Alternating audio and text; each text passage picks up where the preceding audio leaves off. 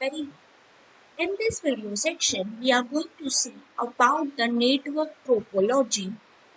Of course, network topology is a very vast unit, so that's why I have covered this in two parts.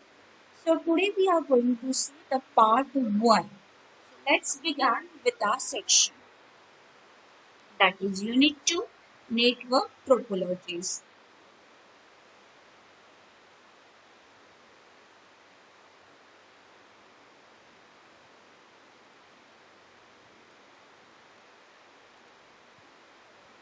Now, what do you mean by network topology? Geometric representation of how the computers are connected to each other is known as topology.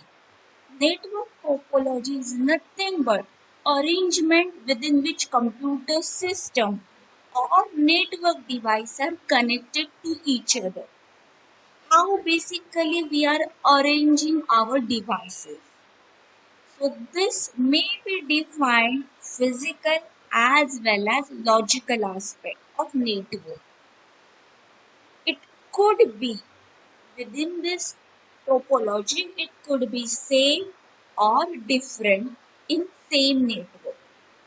Example, think of your network as a city and topology become your roadmap. Each has advantages as well as disadvantages depending upon the needs of your companies. Certain arrangements can give you the greater degree of connectivity as well as security. So let's see. Or you can say computer network can define the layout, virtual shape, structure of network, which is not physically but also logically. Network can have one physical topology and multiple logical topologies at the same time. Now, question is there, why basically this topology is important? The layout of your network is a very important in several reasons. It plays a very essential role in how well your network functions. Choosing the right topology of your company's operational mode can increase the performance while making it easier to locate the faults, troubleshooting errors, and more effectively allocate the resource across the network to ensure the optimal network health. The streamline and properly manage the network topology can increase the energy as well as your data efficiency, which can be in turn to help reduce the operational as well as maintenance costs. That's why basically this network topology is important.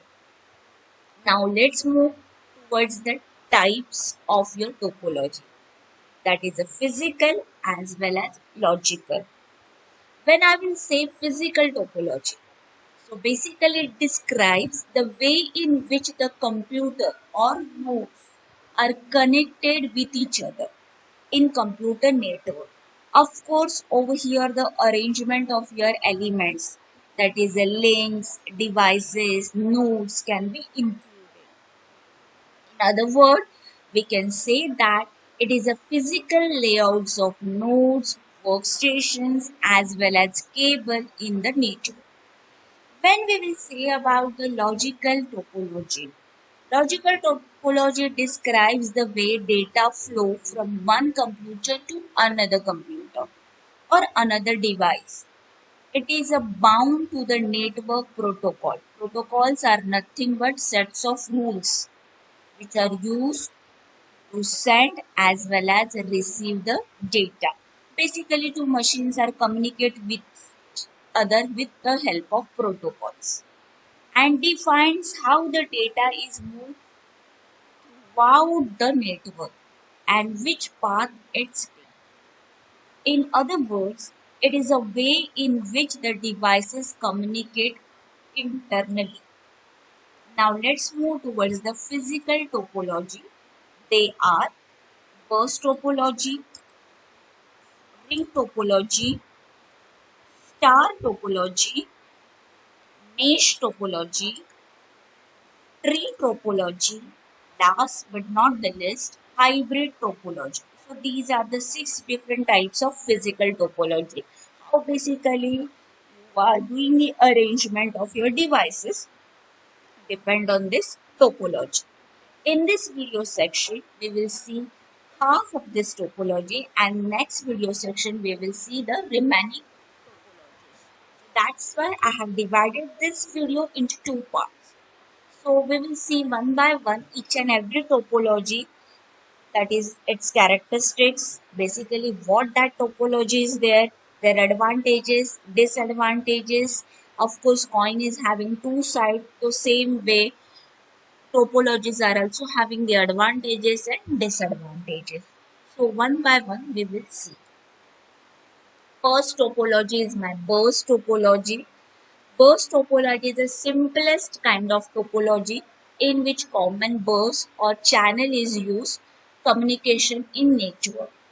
So burst is connected to various tabs as well as drop line. When I will say tabs, tabs are nothing but connector, and drop lines are the cables which are connecting to the bus with computer. So in other words, it is only a single transmission line for all the nodes.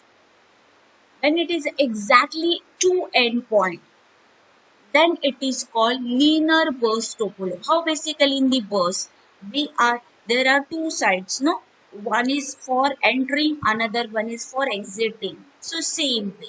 That's why it's called as a bus topology, linear way. When the sender sends the message, all other computers can hear it, but only the receiver accepts it. That is verifying the MAC address attached with that data frame, and others reject it. Bus topology is mainly suited for small network like LAN. In this topology, bus act as a backbone of network. This joins each and every computer devices as well as peripheral in that network. Both the ends of share the channel have which are line terminator. The data is sent only one direction, and as soon as it reaches the end, the terminator removes the data from the communication line. So to prevent this signal bounce and the data fall, that is a data flow distribution. In the burst topology, each computer communicates to each other on the network independently. Every computer can share the network's total burst capabilities. The devices share the responsibilities for the flow of data from one point to another in that particular network. So this is a simple diagram through which you will get the idea about the burst topology. So over here in this straight line, devices are kept and they are connected with the nodes. So these are the nodes through which each and every device get connected. This is nothing but your cable end, or you can say terminator. These are my tabs. These are my drop lines. That is the main cable, my particular bus. Now I will move towards the advantages of burst topology. It is a simple to use and install because it's in the linear form, straight line mein hai. So that's why it is easy to install. If a node fails, it will not affect other node.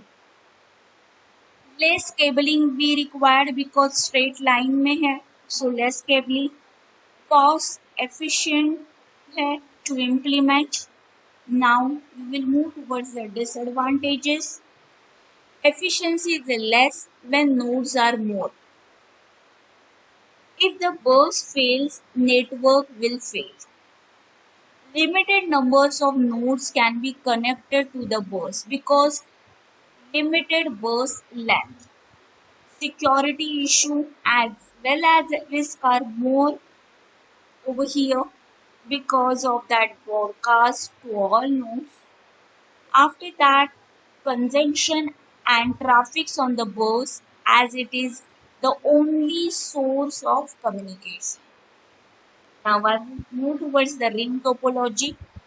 Ring topology is a topology in which each computer is connected exactly to other computers to form a ring. So it is in the ring form. So message is passive, unidirectional and circular in nature. This network topology is deterministic in nature. That is, each computer is given access for transmission at fixed time interval. All nodes are connected in the closed loop. The topology mainly works on the token-based system and the token travels in a loop in circular mode in the one specific direction.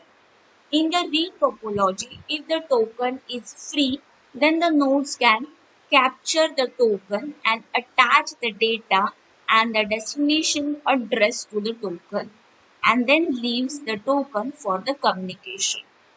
When this token reaches the destination nodes, the data is removed by the receiver and the token is made free to carry next data.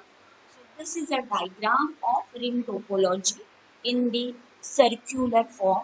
Basically, computers are connected, and this is a token ring. Now we will move towards the advantages of ring topology. Easy to install, less cabling required. It reduces the chance of data collision because of unidirectional. Easy to troubleshoot if the fault node does not pass the token. Each node gets the same access time. Now I will move towards the disadvantages. If the node fails, whole network will fail. Slow data transmission speed is over here and it is a very difficult to reconfigure. So we have to break that particular ring. Now I will move towards the third topology, that is a star topology. Star topology is a computer network topology in which all the nodes are connected to centralized hub. The hub or switch act as a middleware between the node. Any node requesting for the service or providing the service first contact the hub or communicator. The centralized device, that is your hub or switch, has a point-to-point communication link, that is dedicated link between the devices which cannot be accessed by some other computer with the devices. The central device then broadcasts or unicast the message based on the central device needs. The hub broadcasts the message while the switch unicasts the message by maintaining the switch cable. So broadcasting increases unnecessary data traffic in that particular network. In star topology, hub and switch both are acting like a server. Hub which broadcasts the message and switch will unicast that particular message. So other connected devices act as a client. Only one input and output port and one cable are required for this connection. This topology is a better in terms of security because data doesn't pass through every node. So you can see this diagram of star topology. Each and every nodes were there and how basically data flows with the help of central device, that is hub as well as switch. Now I will move towards the advantages of star topology. Centralized control, less expensive, easy troubleshooting, good fault tolerance due to centralized control, easy to scale, If a node fails, it will not affect other nodes, easy to reconfigure as well as update. Now we will move towards the disadvantages of it. If the central device fails, ultimately it will affect all the networks. The number of devices in network is a limited due to limited input as well as output port in the central device. So that is a disadvantage of it. Student, as I said earlier, this video I have divided into two parts. So in current video section we have seen three types of topology. Remaining three topology we will see in my next video. Don't forget to like, share, subscribe as well as your comment. Thank you students for watching my video. We will meet soon. Second unit and second part of network topology. Thank you.